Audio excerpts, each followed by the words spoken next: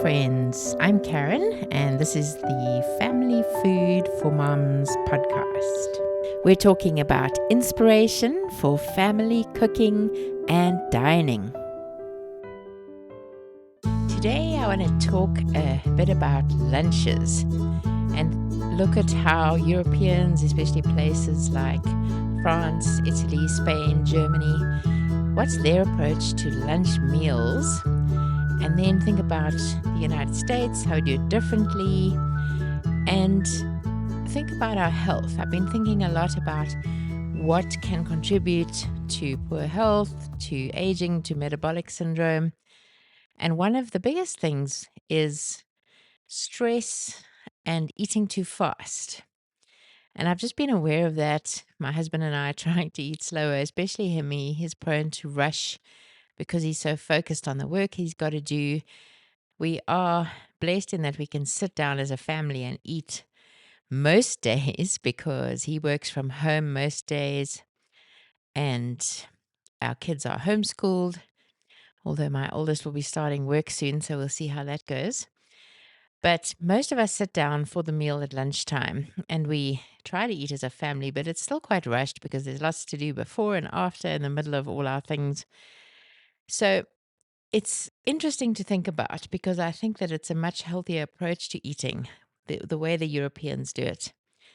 I think it's important to take time out for our meals and to really enjoy them and to let ourselves eat a good variety of food and to be aware of what we're eating, to have good conversation and fellowship with others while we're eating so that we can have good digestion, we can take the nutrients in and absorb them.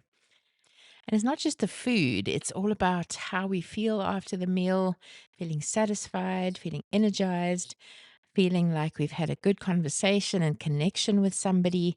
It's like they're all linked and they all contribute to our well being. So, what do they do in places like France and Germany, etc.? So, lunch is often a significant time, usually 1 to 2 hours. Now, that seems crazy to me because how do they fit everything in? But they obviously compensate with the times before and after that. But I know that many businesses and schools close or have a pause between 12 and 2 to accommodate the lunch gap. So the French value their lunches as a leisurely meal. It's a time for social connection, it's a time for relaxation, it's a time to reset so that you don't have that exhaustion in the afternoon, not being properly nourished, not being refreshed, but instead you've had a break and you're ready for the afternoon's work. Whereas in the USA and many places, like here in South Africa, lunch is 30 minutes and it's often not even eaten at the table. It's a quick bite to eat at the desk, a sandwich or a lunchbox while on the computer. People barely even stop to have lunch. So they're convenience driven, they're quick, and they're in corporate settings. It'll be foods like fast food, sandwiches, or takeout. And there won't really be fresh ingredients. There'll barely be hot food, and there won't be multi course meals. So it's seen often as a functional break, and it's just something that has to be done, not something to be enjoyed and focused on. In France, however, or Germany, often lunch is a multi course affair. So even on the weekdays, a typical lunch would include an appetizer and a main course, and perhaps a dessert or a cheese platter and coffee. And the meals would almost always be or include fresh ingredients, fresh from the market, high quality, nutritious food. And they would be served in a way that is kind of elegant. It's a social time to connect with friends and other people at the table, and time to really focus on being nourished and refreshed. Home cooked meals, or sometimes cooked at the place of work by the company. But either way, it would always be something really high quality. The same at schools. We've talked about that before. how children at schools set aside that time and they sit at a table together with real cutlery and crockery, and they have their real three-course meal, including fish or meat and vegetables and cheese or yogurt and greens and some kind of fruit dessert, really healthy things. So we've been led to believe that we need to eat fewer calories, less quantity, or less substance in our meals. But I think it's more that we need to eat the right things. Eating those hearty meals like good cooked meat or fish, good vegetables or salady things, good fruit, and the dessert even is also nourishing. And because of the way it's eaten, it's double as nourishing. It's like we get so much more from it because we're not in a hurry. We're relaxed. We're focused on the meal. We're eating slowly. Our bodies know it's time to eat, to rest, to digest, and to enjoy that food. And I think in Spain or some places, they even have a siesta, the rest time after the meal for like half an hour to let the food digest. Or in France, they go for a walk. The walking helps with digestion and it helps with the energy. And then it's really easy to start work again after that.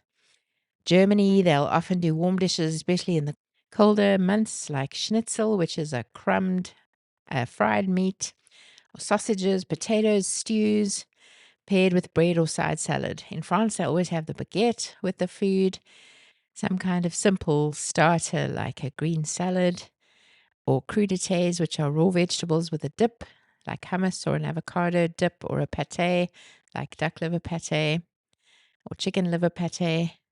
Then their main course could be something like their coq au vin, which is the chicken in wine sauce, or a quiche or a stew, sometimes grilled fish with roasted vegetables, or even a pasta, and sides like potatoes, rice, ratatouille, green beans.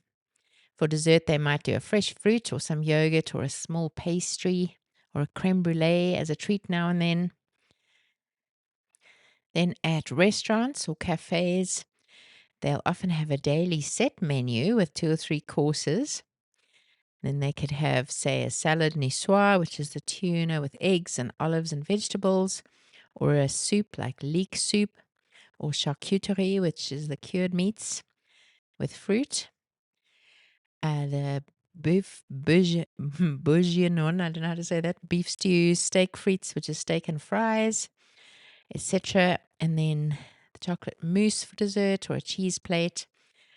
And things like lighter meals like croque monsieur, which is a grilled ham and cheese sandwich with bechamel sauce on top, or maybe a vegetable soup, crepes with fillings like ham, cheese, etc. And then at workplaces like the canteen, there'll often be prepared meals like roast chicken or fish, a starch, vegetables, and a dessert like fruit or yogurt.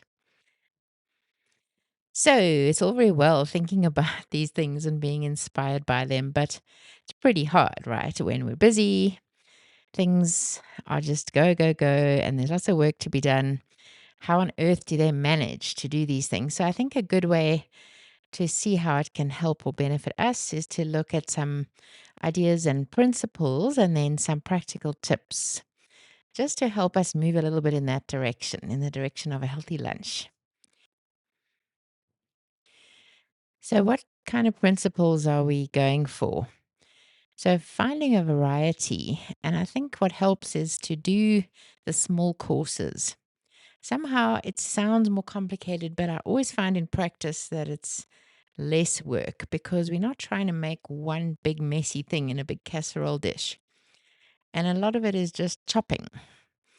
So, if we think variety, we think of some kind of protein, some kind of vegetable, starch, and a small dessert or fruit or yogurt.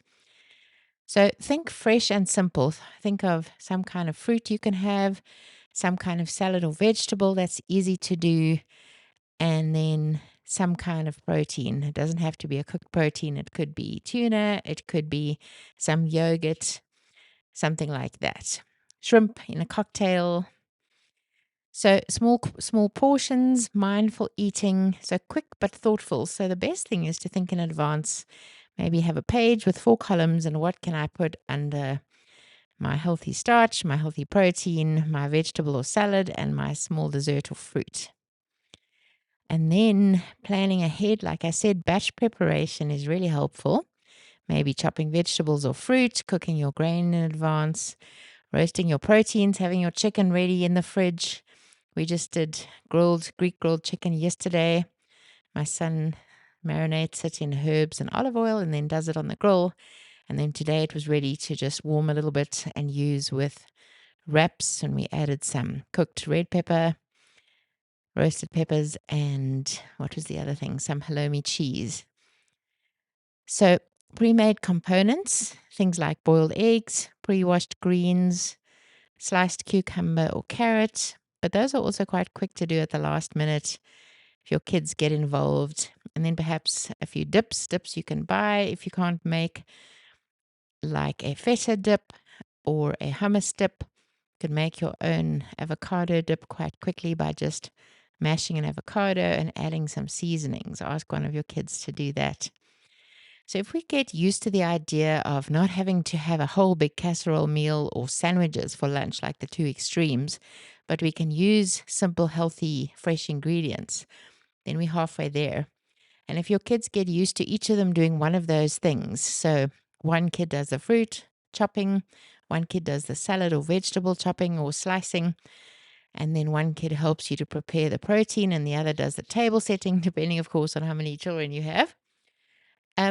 So a small salad or a small mixed greens is very simple. You just buy a bag of mixed greens and you add olive oil and balsamic and a little salt. Or, as I said, the raw vegetable sticks or crudités with a dip. You can prepare those in advance. And of course, all of this takes into account that you eat together, which I know is not always possible. It may be possible for homeschool families, although maybe dad will be out. But it may be possible for you to take some of these in a divided container to lunch and then sit outside and eat them slowly. So your main course could be grilled chicken or tuna or some kind of lentils. You can do some bread or pasta or potatoes, although those are always nice hot.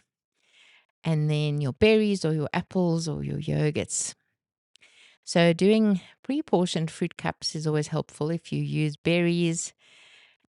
Pre-portioned cups of nuts is always nice.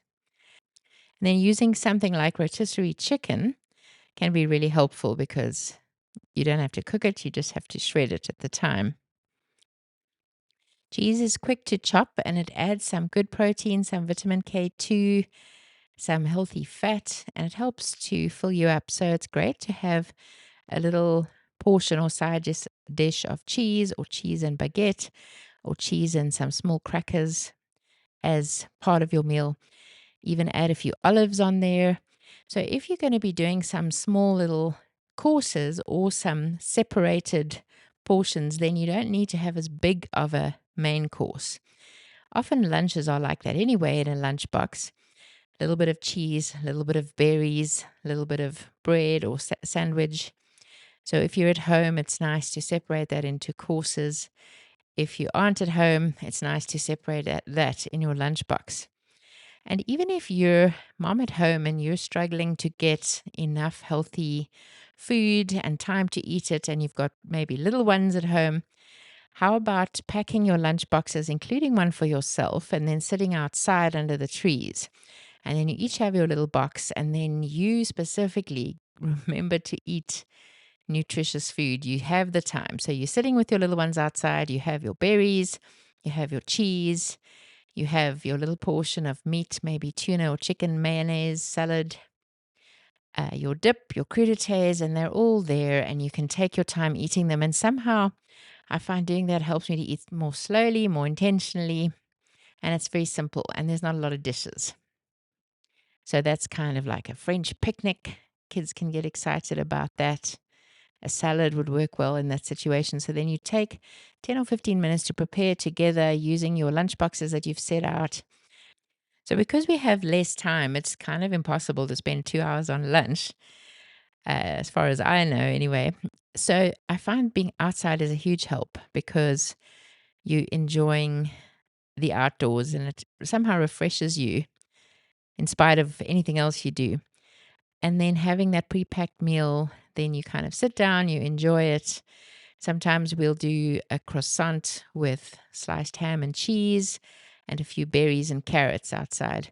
So there's lots of simple things. It doesn't have to be a fancy three-course meal, but it should be something you enjoy, something that's nutritious, and something that you can eat in a relaxed way. I really think that's one of the biggest things, is eating in a relaxed way, eating in a way that you're present, you're enjoying the food, and you're with your family or your kids. And it's a time of separation from chores and busyness and the rest of life. So, if nothing else, try to do it in a relaxed way when you're not in a hurry. And then eating outdoors is a good one, but you can even, if it's very hot, go sit in your lounge or your living room with your little lunch boxes. Or if you're at the table, make it a little special. Put out a couple of different dishes for the different courses, and then have first your steamed broccoli together, and then have your fish, perhaps with some rice that you grilled, and then have some little cheese cubes and a slice of apple to end with. Anything simple, but as soon as you add little extras or extra courses, it rounds out the meal, it adds to the nutrition, and it helps you to slow down and enjoy the meal. Presentation can be really helpful if it's intentional. You don't always have to do it, but somehow small little bowl or plate for each course, especially if your dishwasher is working. Ours isn't at the moment. A nice cloth napkin or pretty glass, those are very nice and helpful in helping you slow down and enjoy your meal, like they do in French schools for lunch. So here are a few quick ideas. So for the first course, cucumber slices with a little salt, or a small green salad with a vinaigrette. Then a sandwich with ham and cheese or butter, cherry tomatoes on the side. Dessert, sliced pear with some baguette. Then, well, actually, that would be the sandwich, wouldn't it? The baguette. Then for another idea, you can start with carrot sticks or baby carrots with hummus or tzatziki dip. Then a salad with feta or goat's cheese, some whole grain bread or baguette. Then third course, some yogurt and a little honey and berries. And so that seems small, but somehow it fills you up, and it's got good protein in the salad and in the yogurt. You could do an appetizer of mixed greens, maybe with some radishes and salt. And then you could do store-bought or pre-made mini quiches with ham and mushroom, and then just warm them up. And you could have some grapes and dark chocolate on the side. And then a last couple of things that might be helpful: cutting up your salad in advance, or your crudités, as I mentioned. Things in the freezer, like small quiches that you freeze in a plastic bag, and bring out that morning. Some roasted veggies or grains in the fridge, or pre-portioned little desserts that you can have ready. Anything that you can do on the weekend and quickly pop them into some containers in the fridge or freezer to just pull out is really helpful for lunches during the week. And bake some potatoes, keep them in the fridge for quick grabbing, because those tend to take a while, and they are healthy if you reheat them. And then sauces are always great. If you've done a sauce or a vinaigrette, you could do a sauce that you mix with shrimp for a shrimp cocktail, using mainly mayonnaise with a couple of tablespoons of tomato sauce and a little bit of lemon juice and salt. That's a delicious one to have over potato and tuna, or over shrimp cocktail. So I guess the main thing is to be aware that we want to slow down and enjoy lunch. We don't want it to be rushed. We want to help our bodies to absorb what we're eating. We want to have highly nutritious food, and we want to have a good variety of simple things, so that it's not boring, but it's also a good variety of nutrients, and it takes us a while to eat. And that it's really simple, not too much preparation, or preparation in advance, and not too many dishes afterwards. Happy planning and chopping and cooking. And don't be overwhelmed. Just try and make small changes one at a time, or try little things that inspire you. Thank you for listening. See you next time.